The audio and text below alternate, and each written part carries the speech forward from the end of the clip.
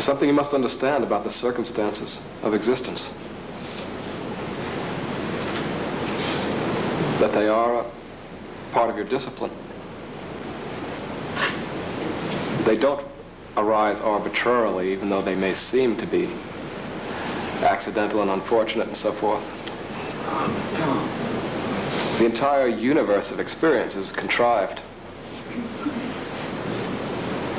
Everything that occurs in your life is a form of test that's completely appropriate for the stage of your evolution and self-transcendence. That doesn't mean you should accept whatever the circumstance is today and just let it happen to you. No, you should constantly work within the circumstances of your life to improve them, transcend them, and so forth. But on the other hand, you should also understand what the nature of the universe is, that it is this machine of experience, every aspect of which is directly calculated for the sake of everyone who will experience it. As bizarre as that seems, that's exactly the way it is. So all of these events that seem to limit us are creative opportunities for growth. And without these negative circumstances, we are not tested and we don't grow. We would all like to be in paradise. But you see, where we are is nothing like paradise. Absolutely nothing like it. We intuit the bliss of the infinite divine, and therefore have the feeling that things could be perfect, and that's true. They could be. But they aren't. At this point, you see. You are contemplating seriously entering into the fourth stage of life as a human being. The great adventure of human existence is yet to begin for you. And the great adventure of human existence is nothing. Absolutely nothing. Compared to the possibilities that exist at infinity. Compared to the totality of the universe and all the stages of growth, subhuman, human, and beyond the human.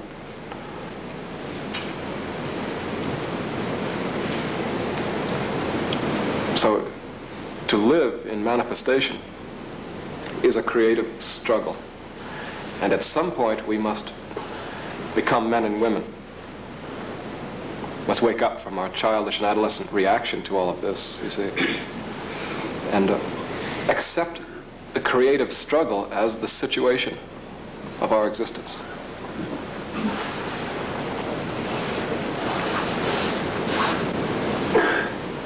One of the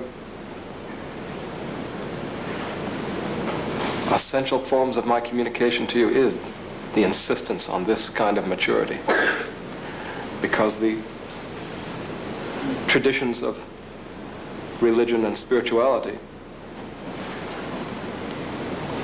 are conventionally associated with the failure to accept the human condition. The conventional spiritual, mystical motivation, you see, is to escape the body, escape this world, through inwardness, out-of-body flight, mystical transport, and so forth. Abandoning the plane of desires and human contacts, abandoning the plane of manifest relationship. And all of you in your immaturity, in your fear, look for a religious or spiritual path or teaching or belief that will help you to escape this world by mystical meditations or by believing some incredible idea. Some idea about it's all going to be perfect somehow or other if you just wait it out, or Jesus or somebody really big will welcome you to the heaven realms, as long as you belong to some downtown church.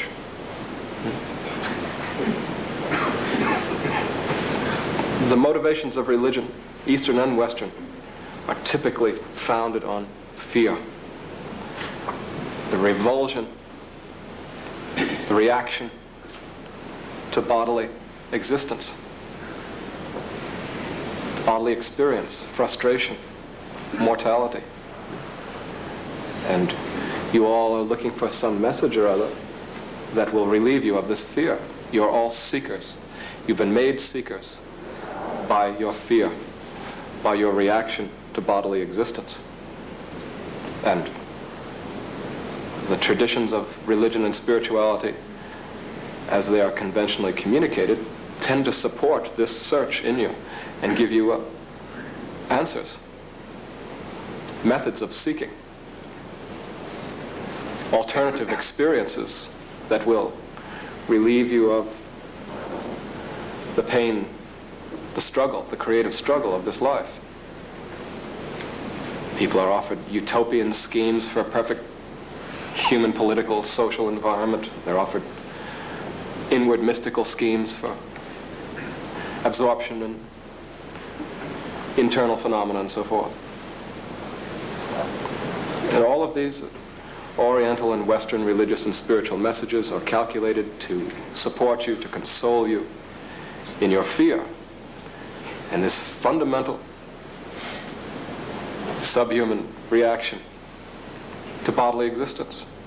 If it were not for mortality and frustration, none of you would be here with me tonight. On the other hand, it is because of mortality and frustration that you are here for the wrong reasons. So it's good that mortality and frustration have brought you here. My job is to help you to overcome this fear so that you can be here for the right reasons, so that you can make right use of my company, so that you can live a truly human life. All of our desiring, all of our thinking and so forth, you see, is all based on this revulsion, this fear, this mortal sorrowfulness, this self-possessed need to be distracted by some experience or other that will make it unnecessary for us to love bodily, to love presently, to love in the midst of this creative circumstance of maddening human existence.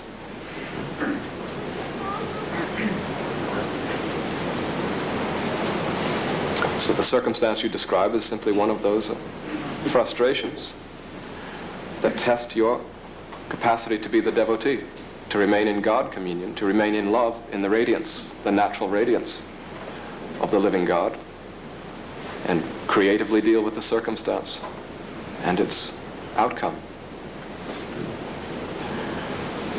The circumstance of spiritual life, the circumstance of true yoga, then, is life, not the artifices of inwardness and external schemes for self-fulfillment.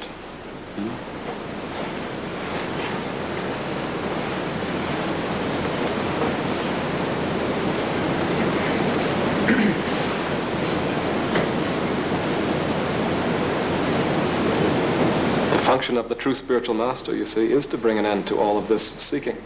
The function of esoteric and exoteric teachers is to serve the search itself. The spiritual master, the true spiritual master in the highest terms, comes to criticize and bring an end to the search itself. My criticism is constantly directed toward the phenomena you may attain through seeking. All of this ordinary stuff that you learn to enjoy in the earlier stages of your life, all the money, food, and sex distractions that you use to indulge yourself separately in your fear, are criticized by me. This discipline obliges you to transcend all of that, all of your limited self-possessed involvement in such things, and make them into human occasions. Just so my criticism extends to all of the phenomena of the mystical, inward life that has been presumed by great masters throughout human time to be the answer to the motive of seeking for release. My communication to you is that the motive itself for the search for release is false and is not the expression of your true humanity. It's not the expression of your fulfillment of the law. You must explore and adapt within the framework of your lower life and your higher life every aspect of the body-mind must be available for your adaptation and your understanding. But the truth of our existence has nothing whatever to do with perfection in this world or the attainment of some inward mystical plane of distraction and consolation that enables us to escape this world. The truth of our existence is in responsibility for the contraction of the self upon itself, so that it meditates on all of its experiences, high and low, and makes them into truth. The truth of our existence is in self-transcendence, communion with the all-pervading radiance. When we enter into such communion and transcend ourselves, we are love. The body itself becomes radiant. What is our destiny ultimately then? Not to go within, nor even to perfect this world. Our destiny is to be enlightened, literally, bodily.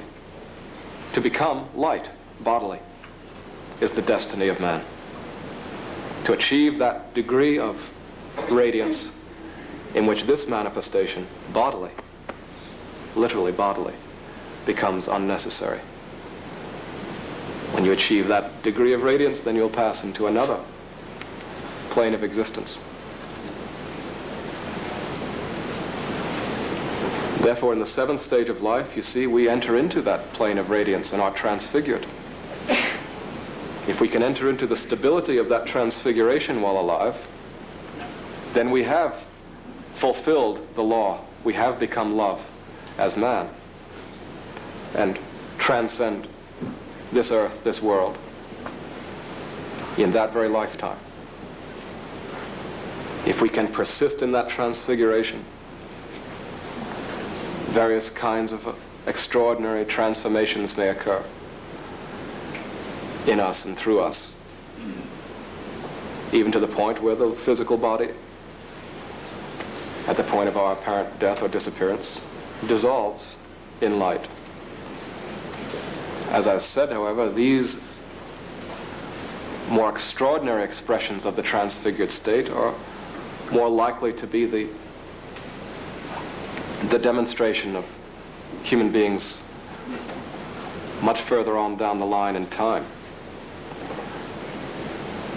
because there must be certain physical conditions established that only the generations can communicate to one another before such supernormal transformation becomes typical or even occasionally likely. But transfiguration is sufficient. In this transfigured bliss of unqualified love, the body does become radiant. The mind is fundamentally dissolved. The body is truly dissolved in light in the transfigured condition. The sense of the definition of the body, of its utter separation and the separation of consciousness from the transcendental consciousness, dissolves, disappears. So in the transfigured bliss of the devotee in the seventh stage of life, fundamentally the body-mind has dissolved. And that is sufficient to enable us to have fulfilled the law as man and that is our obligation, there fundamentally is no escape from this body, this manhood, or this earth without fulfilling the law as man, without fulfilling the law on earth. We can enter into some inward state in which we become fundamentally insensitive to the physical, but we cannot escape the realm of earth.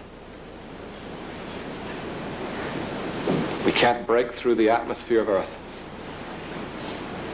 in general without perfectly fulfilling the law bodily. So mere inwardness, the escape into psychism, is not release, nor is it God realization, nor do those who enter into mystical retreat necessarily become full of love.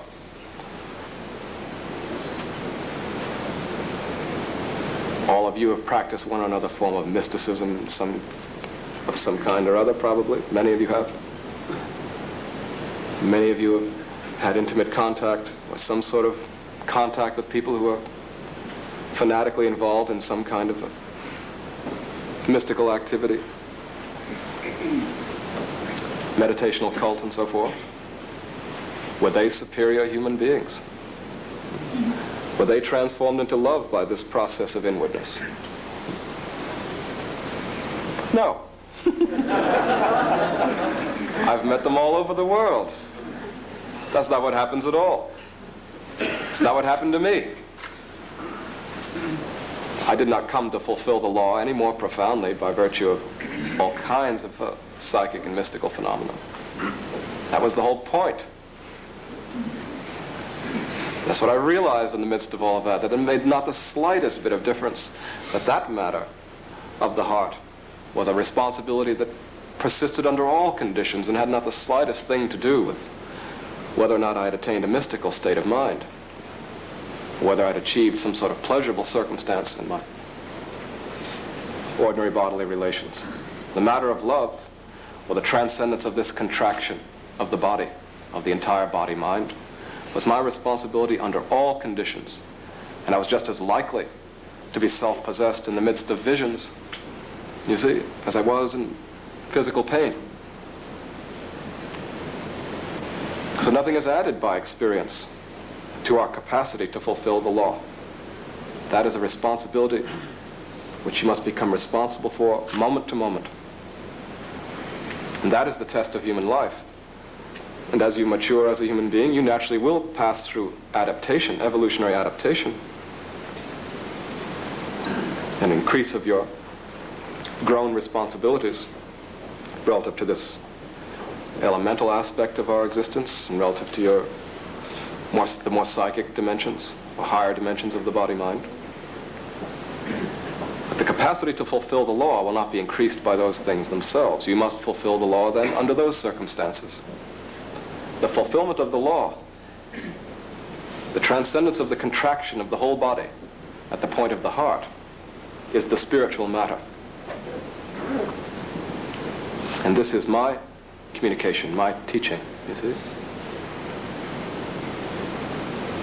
So you must understand this motive in your own fear that makes you make idols out of your experience, that makes you seek inwardly and outwardly for consoling distractions that will make it unnecessary for you to feel fear, and will also make it unnecessary for you to love.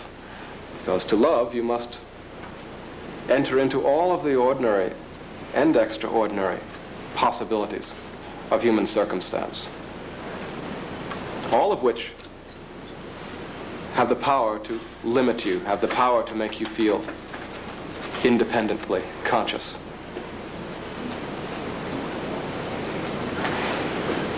So the spiritual test, the true test of man, is his capacity to persist as love, self-transcendence, submission bodily, whole bodily,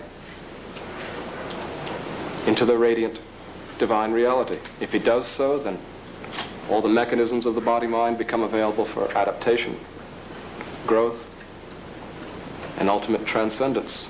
When all the aspects of this mechanism that is human become known to you, and you have realized fully under all the conditions of human experience, the radiant and living divine reality, then you are entered into the seventh stage of life. And the seventh stage of life doesn't involve all kinds of strange, complicated, magical, mystical techniques. It is simply that in the seventh stage of life, the fundamental, most direct responsibility of man becomes your moment-to-moment capacity. Moment to moment, you have the capacity to transcend the contraction of radiance, the contraction of love or bliss. Bodily, psychically, mentally, you are creatively involved in that process. While you are growing toward the seventh stage of life, you must constantly enter into communion with that reality, constantly struggle with the lesser level of adaptation you may represent at this moment. Struggle with the obligation to adapt consciously to more of the body-mind itself, and to be love in the midst of whatever limiting circumstance you exist or conceive yourself to exist, so that you may come to the moment where you are alive in the seventh stage of life, in which there is nothing hidden about your manhood, your womanhood, your humanity. It is possible to come to that condition of experiential realization in which there is nothing any longer hidden about you. Everything about you, everything about what it is to be a human being, everything that may be experienced as a human being, by a human being, is completely obvious to you.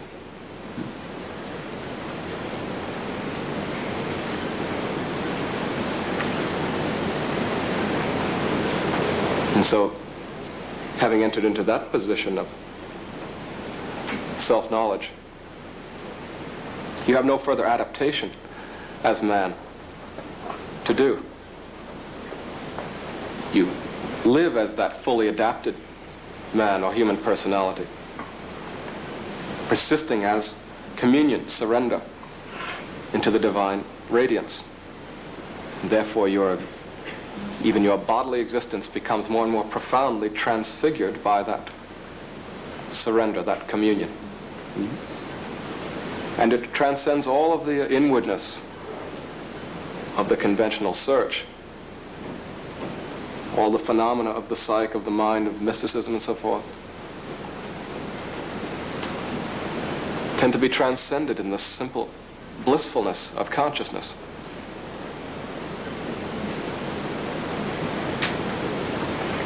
And likewise, all of the aberrated, subhuman or lesser adapted motivations of the body-mind are also transcended. The individual in the seventh stage of life is fully human. Every aspect of his psychophysical life is animated, but all of it as a form of bliss, happiness, God love.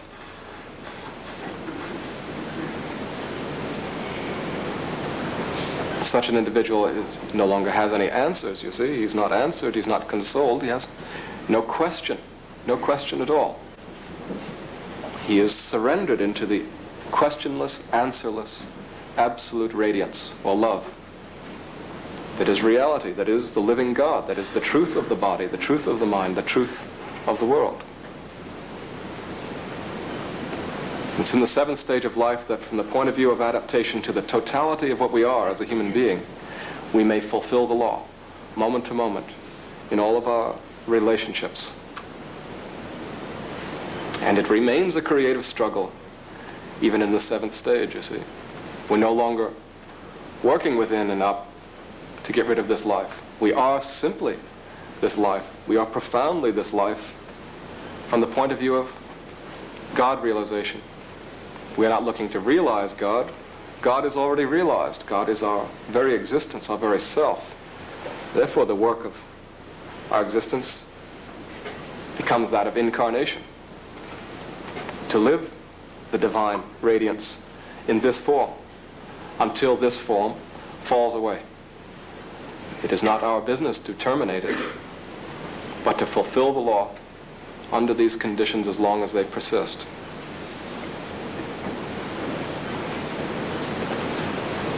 So even in the seventh stage, there is no end to this struggle.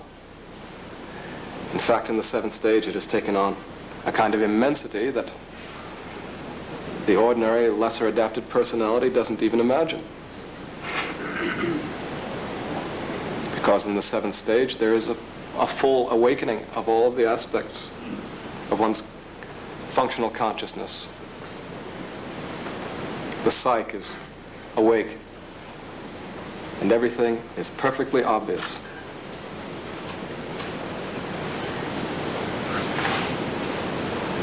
So the infinity of even this ordinary room is obvious, but so also are all of the petty and monstrous difficulties of human life as it is now lived on this planet.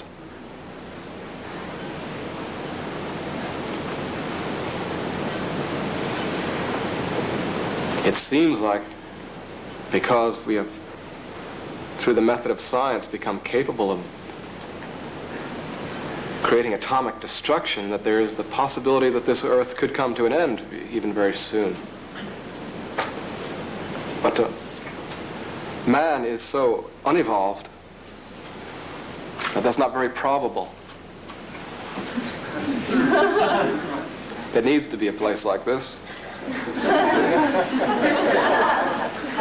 If the world were blown up and there were no Earth at all, everybody would be stopped in the midst of this incarnation.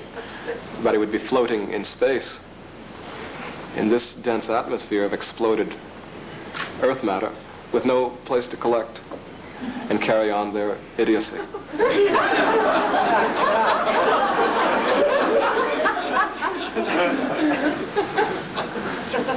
So the Earth is perfectly suited, even in its present limitations, for what the mass of humanity is up to. And everybody dies from time to time,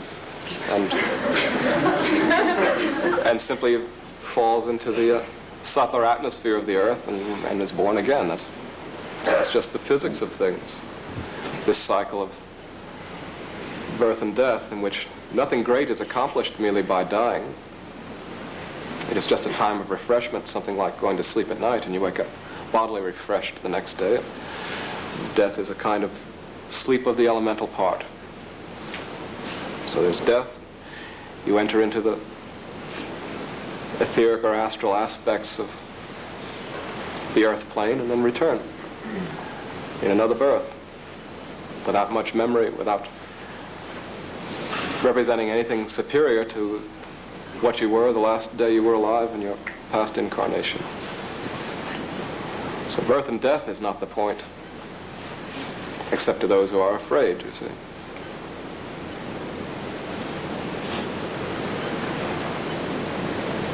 So the Earth probably will persist in some form as a habitable planet for human beings, at least a certain number. Maybe they will blow up a whole bunch of it, who knows? But it seems probable that humanity will somehow persist on this planet because it must. We have the karma of future persistence, you see. We probably are not any more capable of blowing ourselves up completely, you see, than we are of going to the next galaxy by concentration in the brain core.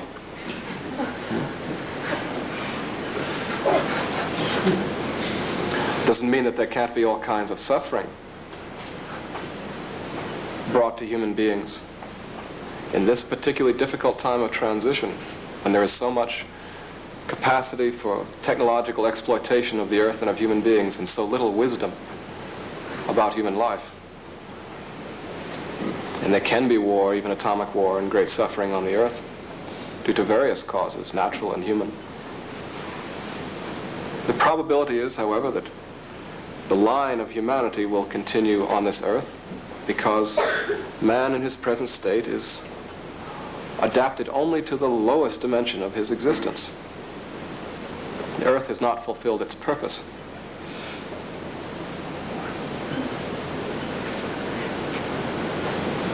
And you will not have fulfilled the purpose of your birth by mere inwardness, by mystical pleasures, by meditating 6 hours a day, you see.